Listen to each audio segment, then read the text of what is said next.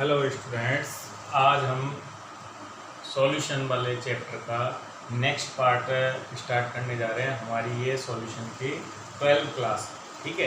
और इसके पिछले क्लास के अंदर हमने पढ़ा था आदर्श तथा अनादर्श विलयन में क्या अंतर होता है, ठीक है। आदर्श और अनादर्श विलयन में अंतर समझने के बाद अब आज हम लेते हैं कि अनादर्श विलयन है वो भी दो तरह के होते हैं। राउट के नियम से धनात्मक विचलन दर्शाने वाले अनादर्श विलयन तथा राउट के नियम से ऋणात्मक विचलन दर्शाने वाले अनादर्श विलयन।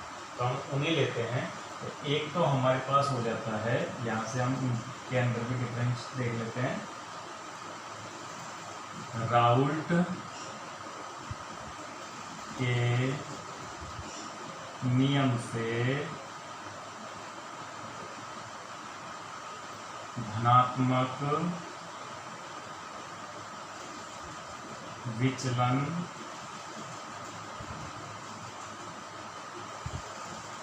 यानी पॉजिटिव विचलन प्रदर्शित करने वाले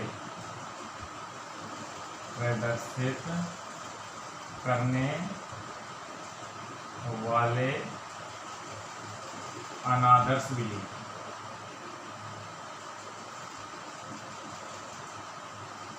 और दूसरा हमारे पास है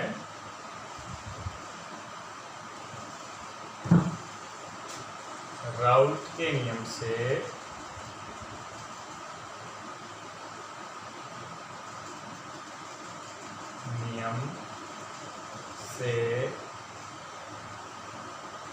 ऋणात्मक यानी नेगेटिव विचलन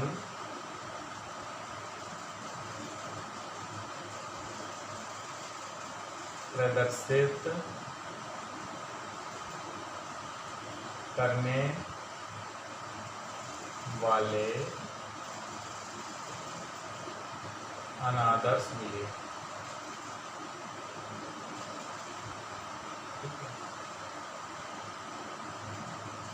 इसके लिए मैंने आपको बताया था जो ग्राफ है वो इस तरह से आएगा, ठीक है। इसके बिटवीन PS और XA के बिटवीन। और इसके लिए आपको मैंने बताया था कि जो ग्राफ है वो इस तरह से आता है, इसके बिटवीन PS और मोलन्स के बिटवीन, ठीक है। तो देखिए यहाँ से क्लियर हो गया कि धनात्मक विचलन प्रदर्शित करने वाले विलयन क्या होते हैं। तो डेफिनेटली हर एक कंपोजिशन पर यानी विलयन की हर एक सांद्रता पर जो एक्चुअल वाष्प दाब है उससे थोड़ा सा अधिक आता है, ठीक है। और यहाँ क्या होता है कि जो एक्चुअल वाष्प दाब है उसके कंपेयर थोड़ा सा वाष्प दाब कम मेजरमेंट होता है, ठीक है। तो यहाँ हम यूँ कह सकते हैं कि देखो आदर्श विलयन के लिए तो ये है कि ये वाली कंडीशन रहेगी, सीधा स्ट्रेट लाइन आएगा ग्राफ, यहाँ भी स्ट्रेट लाइन आएगा। लेकिन ऋणात्मक और धनात्मक विचलन के अंदर वाष्प दाब मोल अंश के साथ कुछ जो हम एक्सपेक्ट करते हैं उसके अलावा कुछ भी हो सकता है, उससे ज़्यादा भी हो सकता है, उससे कम भी हो सकता है, तब विलयन होगा अनादर्श। अब अगर ज़्यादा होगा तो विलयन होगा धनात्मक विचलन वाला, और यदि कम होगा तो विलयन होगा ऋणात्मक विचलन प्रदर्शित करने वाला। क्लियर बात। लेकिन अब इसके लिए कंडीशंस क्या क्या होती है कि भाई ऐसे, और देखो एग्जाम के अंदर जितने भी कॉम्पिटिशन्स एग्जाम हैं उनके अंदर एग्जाम्पल पुटअप होता है कि ये कौन सा विलयन है, धनात्मक विचलन प्रदर्शित करता है अथवा ऋणात्मक विचलन प्रदर्शित करता है। तो इस चीज़ को आप अच्छे से यहाँ पर क्लियर करेंगे, ठीक है। तो हम लेते हैं धनात्मक विचलन प्रदर्शित कब करता है विलयन। तो देखिए हमने बताया था कि जो विलयन होता है उसके अंदर दो घटक होते हैं, A और B। तो आदर्श विलयन के अंदर तो मैंने कंडीशन बताई थी कि अगर A और A घटक या AA और BB के मध्य आकर्षण बल का जो परिणाम है वो बराबर होता है ए बी के मध्य आकर्षण के। अब यहाँ देखिए बराबर नहीं है, ठीक है। अगर ये बराबर होगा तब तो विलयन बनेगा आदर्श, ठीक है। लेकिन अगर ये बराबर नहीं है और ये अट्रैक्शन फोर्स ज़्यादा है, ठीक है, तो ऐसी स्थिति के अंदर विलयन से ये घटक विलयन में रहना नहीं चाहेंगे, बल्कि ये क्या करेंगे, विलयन से उड़ने की प्रवृत्ति में आ जाएंगे और जल्दी उड़ने की कोशिश में रहेंगे। और वाष्प अवस्था में, यानी इस कंडीशन के अंदर हम यूँ कह सकते हैं कि जो विलयन है ये आपका विलयन है, ठीक है। तो इसमें ये आपका विलयन था, तो ये ए और बी के मध्य अट्रैक्शन फोर्स क्या हो गया, कम हो गया, इसलिए यहाँ ए घटक यहाँ ज़्यादा होगा और बी घटक भी यहाँ वाष्प अवस्था में। वाष्प अवस्था में ये घटक ज़्यादा अवेलेबल होंगे और ऐसी सिचुएशन में इनका वाष्प दाब भी क्या होगा, अधिक होगा, इसलिए हमको वाष्प दाब ज़्यादा दिखाई देता है। तो यानी ऐसे विलयन जिसके अंदर विलय विलय अथवा विलायक विलायक के मध्य लगने वाले आकर्षण बल का मान विलय विलायक के मध्य लगने वाले आकर्षण की तुलना में अधिक होता है, तो वह घटक विलयन से उड़ने की प्रवृत्ति रखते हैं। और उड़ने की प्रवृत्ति रखते हैं इसलिए इनका प्रेक्षित वाष्प दाब जो होता है, प्रेक्षित वाष्प दाब वो सैद्धांतिक वाष्प दाब की तुलना में, यानी जो इस फॉर्मूले से कैलकुलेट होता है, राउट वाली फॉर्मूले से, उससे क्या होता है, सैद्धांतिक की तुलना में अधिक होता है, ठीक है। तो ये हो गया आपके कौन सा, अनादर्श विलयन धनात्मक विचलन वाले। अब इनमें दूसरी शर्त क्या है, कि दूसरी शर्त ये है कि ये घटक में चूंकि ए और बी के मध्य अट्रैक्शन ज़्यादा है, तो ये घटक विलयन से बाहर रहने की प्रवृत्ति में रहेंगे, तो इनका जो वॉल्यूम है, सॉल्यूशन का जो वॉल्यूम है वो भी क्या होगा, ज़्यादा होगा बी ए और बी बी की तुलना में। यानी आयतन हमेशा पॉजिटिव विचलन शो करेगा, यानी आयतन में परिवर्तन डेल्टा बी क्या होगा, डेल्टा बी का मान हमेशा यहाँ पॉजिटिव होगा, क्लियर। यानी दूसरी शर्त ये हो गई। पहली शर्त तो ये हो गई कि धनात्मक विचलन वे शो करते हैं जिनके अंदर ए अथवा बी के मध्य लगने वाले आकर्षण का मान ए बी के मध्य लगने वाले आकर्षण की तुलना में अधिक होता है। और दूसरे बात, ऐसे विलयनों के अंदर विलयन का परिणामी जो आयतन होता है वो दोनों घटक द्रवों के आयतन की तुलना में अधिक होता है। यानी अगर मैंने आपको पहले भी बताया था, अगर हम दो अलग अलग द्रव 10 ml और 10 ml ले, तो नेट परिणामी विलयन आप सोचोगे 20 ml होगा, नहीं, 20 ml अगर होता है तो आदर्श होगा विलयन, लेकिन अगर 20.2 होगा यहाँ पे कितना होगा, 20.2 होगा, ठीक है। तीसरी शर्त भी मैं आपको बता दूं कि इसके अंदर तीसरी शर्त जो है वो ये है कि इनमें डेल्टा एच का मान भी पॉजिटिव होगा। पॉजिटिव से मतलब ये है कि ये विलयन जब भी, देखो दोनों के अट्रैक्शन कम है, और जब भी हमें कोई चीज़ में अट्रैक्शन कम होता है और उसे मिलाना होता है तो हम डेफिनेटली उसे गर्म करते हैं कि नहीं करते हैं, यानी ऊष्मा देनी पड़ती है। यानी कैसा प्रक्रम हो गया, ऊष्मा शोषी प्रक्रम हो गया। इसलिए इनके लिए डेल्टा एच एंथैल्पी में परिवर्तन का मान धनात्मक आता है। तो क्लियर बात सुन लो कि राउल्ट के नियम से धनात्मक विचलन प्रदर्शित करने वाले विलयन कौन से होते हैं। पहली शर्त है उनके मध्य व्यक्तिगत आकर्षण यानी विलय विलय और विलायक विलायक के मध्य लगने वाला आकर्षण विलय विलायक के मध्य लगने वाले आकर्षण से अधिक होना चाहिए। ठीक है। दूसरी शर्त है कि उनका कुल आयतन परिवर्तन धनात्मक होना चाहिए, यानी अगर दोनों द्रवों को मिलाएं तो परिणामी आयतन को अगर हम चेक करें तो वो सदैव ज़्यादा आना चाहिए। तीसरी बात यह है कि जब ऐसे द्रवों को मिलाया जाता है तो वो स्वतः ही नहीं मिलते हैं, बल्कि उन्हें मिलाने के लिए गर्म करना पड़ता है। क्लियर बात? इसलिए ये विलयन राउट के नियम से धनात्मक विचलन प्रदर्शित करते हैं। अब सेम इसके एग्जाम्पल्स क्या हैं, कि पहले हम ये ले लेते हैं कि इनके अंदर क्या कंडीशन, तो इसके अंदर बिल्कुल अपोजिट कंडीशन होनी है कि इनमें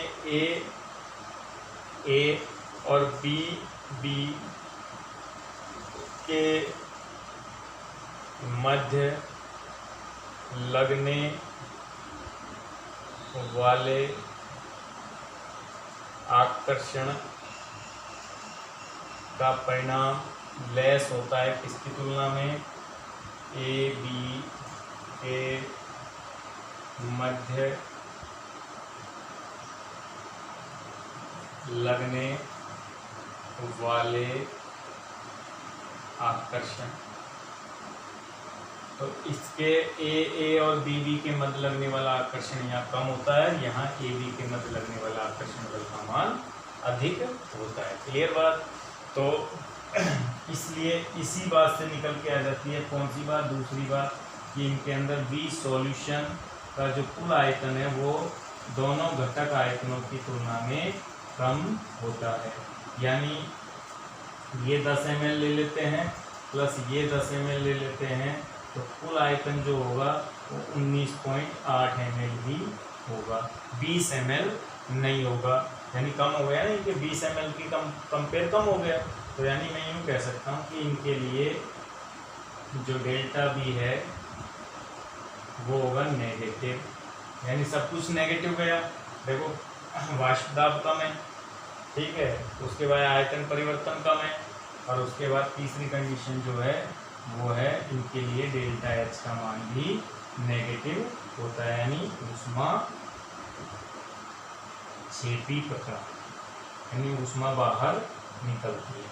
तो राउल्ट के नियम से ऋणात्मक विचलन दर्शाने वाले विलयन के लिए कंडीशंस क्या हो गई, एक तो ऐसे विलयनों का वाष्प दाब सदैव और सदैव प्रेक्षित वाष्प दाब की तुलना में कम होता है, ठीक है। दूसरी शर्त है कि इनमें विलय विलय अथवा विलायक विलायक के मध्य लगने वाले आकर्षण बल का परिणाम एडी के मध्य लगने वाले आकर्षण की तुलना में कम होता है। आयतन परिवर्तन नेगेटिव होता है और डेल्टा एच एंथैल्पी में परिवर्तन भी नेगेटिव होता है। यानी ये विलयन में बने रहना चाहते हैं, विलयन से उड़ना नहीं चाहते, और उड़ना नहीं चाहते इसी वजह से इनका वाष्प दाब भी हमें कम प्रेक्षित होता है। तो ये विलयन हो गए आपके राउल्ट के नियम से ऋणात्मक विचलन दर्शाने वाले विलयन, ठीक है। अब हम ये ले लेते हैं कि भाई मैंने बताया कि ये बातें इंपॉर्टेंट नहीं है, बातें इंपॉर्टेंट कौन सी हैं, एग्जाम्पल्स। एग्जाम्पल्स इससे ज़्यादा इंपॉर्टेंट होते हैं। यहाँ ऑब्जेक्टिव में आपके क्वेश्चन आएगा राउल्ट के नियम से धनात्मक विचलन दर्शाने के लिए कौन सी कंडीशन सही है, डेल्टा एच नेगेटिव कर देगा जबकि डेल्टा एच पॉजिटिव होता है, डेल्टा बी का मान पॉजिटिव होता है, डेल्टा एच का मान नेगेटिव होता है, वाष्प दाब का मान प्रेक्षित वाष्प दाब का मान अधिक होता है, सैद्धांतिक वाष्प दाब का मान कम होता है। तो ये ऑब्जेक्टिव क्वेश्चंस के अंदर कंडीशन पूछी जाती है। लेकिन आपको यहाँ फिर भी ये इम्पोर्टेंट बात ध्यान रखनी है कि एग्जाम्पल ही ज़्यादा इम्पोर्टेंट बनते हैं।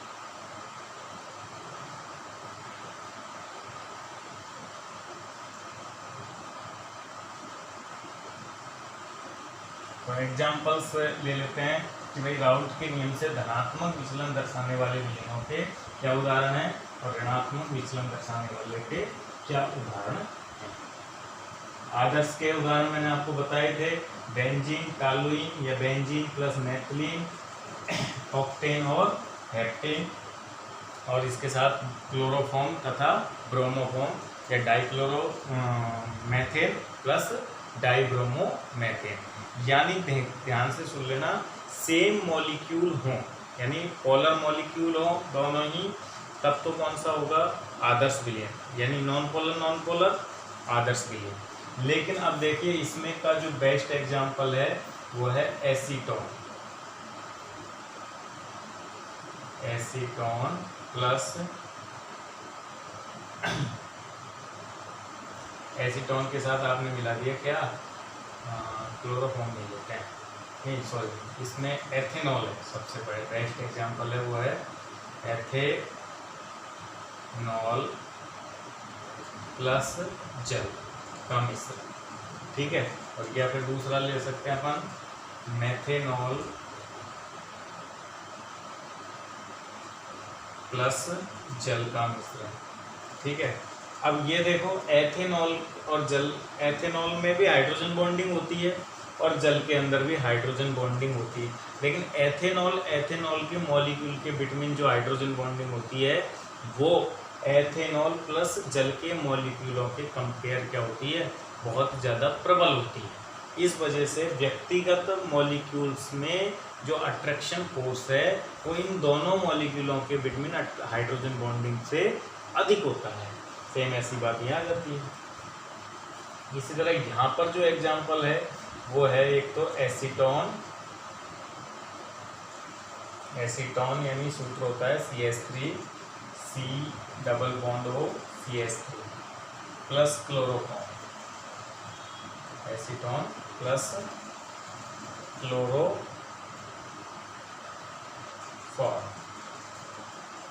क्लोरोफॉर्म का फॉर्मूला होता है CH3, ठीक है। एक ऐसे एग्जाम्पल होता है HCl प्लस H2O, और एग्जाम्पल एक और ले लेते हैं HNO3 प्लस H2O, या एग्जाम्पल एक और ले लेते हैं CH3COH acetic acid plus H2।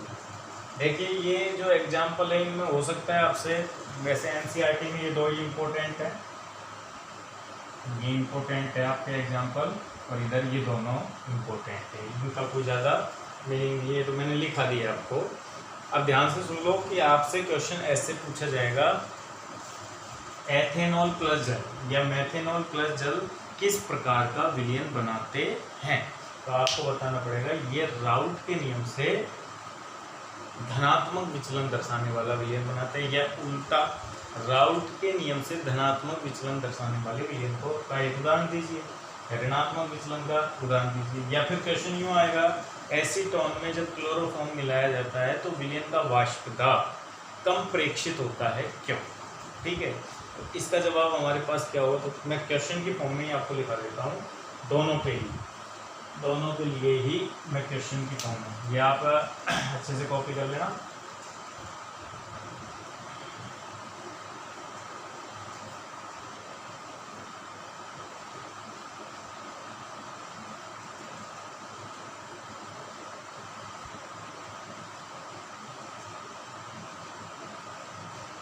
तो बोर्ड का RBSc बोर्ड में आया हुआ क्वेश्चन है, देखो RBSc,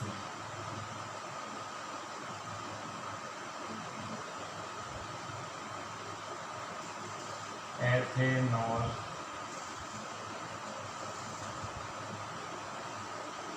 का जल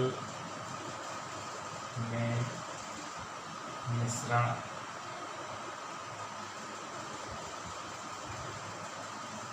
उच्च ताप पर उबलता है,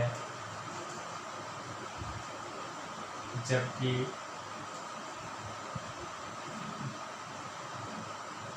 NaCl का जल में मिश्रण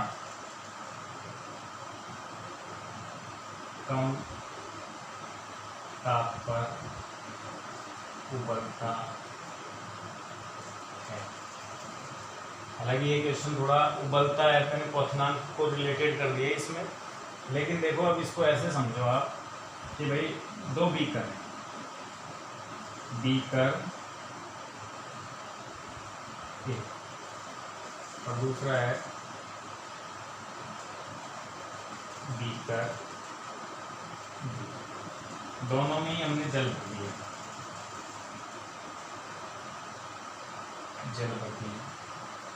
और इसके अंदर भी हमने जल भर दिया।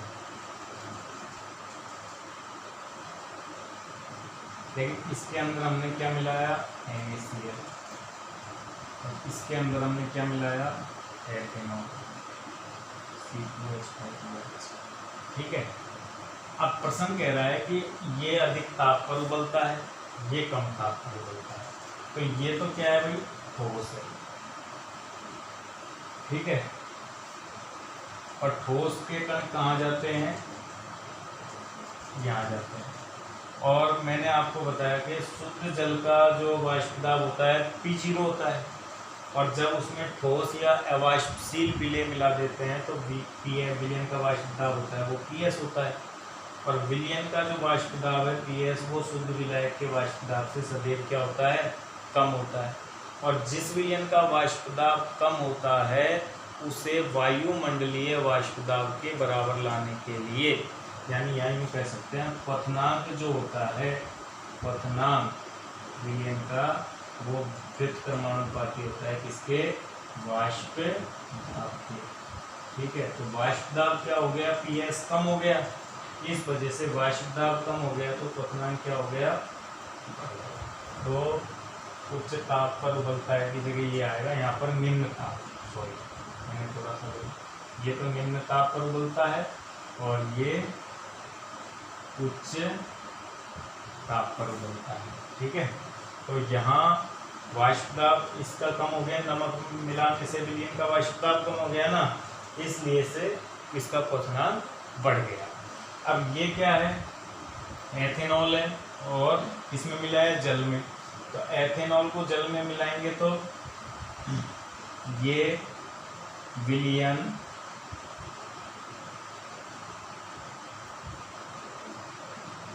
राउल्ट के नियम से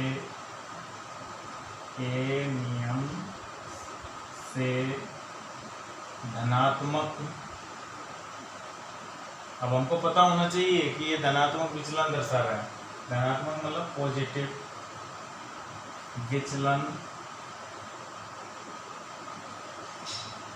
प्रदर्शित करता है।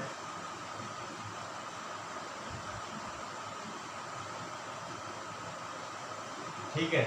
तो धनात्मक विचलन प्रदर्शित करने का मतलब होता है कि इसका जो वाष्प दाब होगा वो क्या होगा, PS, सॉल्यूशन का वाष्प दाब जल के वाष्प दाब से भी अधिक हो जाएगा। ठीक है। और वाष्प दाब अगर अधिक हो गया तो क्वथनांक क्या हो जाएगा, इसलिए कम हो जाएगा, अतः क्वथनांक कम हो जाएगा, क्वथनांक कम हो जाता है। ठीक है। तो ये बात समझ में आई आपके कि भाई अगर एथेनॉल में जल मिलाया तो हमको ये क्लियर हुआ कि ये राउल्ट के नियम से धनात्मक विचलन दर्शाता है, और ये हमको पहले ही क्लियर था कि नमक क्या होता है, अवाष्पशील विलय होता है, जिसके लिए मैंने राउल्ट के दो विलयन बताए थे, एक वाष्पशील विलय युक्त विलयन और एक अवाष्पशील विलय युक्त विलयन। तो ये वो वाली कंडीशन लग गई, दोनों क्लियर आपके समझ में आ गए ये। तो ये हमने आज आपको, और मैं एक एथेनॉल क्लोरोफॉर्म में एसीटोन मिलाते हैं तो वाष्प दाब में कमी क्यों प्रेक्षित होती है, ये क्वेश्चन आप कल तक सोचें, फिर मैं आते ही ये नेक्स्ट क्लास में लेने वाला। ठीक है, थैंक यू।